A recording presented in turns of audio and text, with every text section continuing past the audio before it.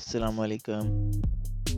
آج ہم آپ کو عید کی نماز کا صحیح اور آسان طریقہ بتائیں گے تاکہ آپ قرآن و سنت کے مطابق عبادت کو ادا کر سکیں۔ پہلی رکعت اللہ اکبر، امام کے ساتھ تکبیر تحریمہ کہہ کر ہاتھ باندھ لیں۔ اس کے بعد 3 زائد تکبیریں کہی جائیں گی۔ پہلی اور دوسری تکبیر پر ہاتھ اٹھا کر چھوڑ دیں۔ تیسری تکبیر پر ہاتھ باندھ لیں۔ پھر امام سورۃ فاتحہ اور کوئی سورت پڑھے گا، پھر رکوع اور سجدہ کر کے دوسری رکعت کے لیے کھڑے ہو جائیں۔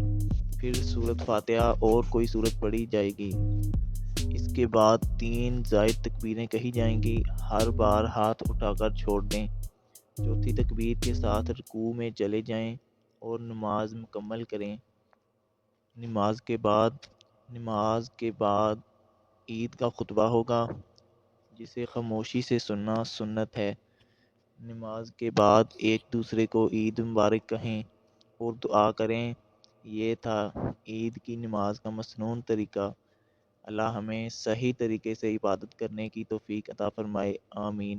آپ سب کو میری طرف سے عید مبارک۔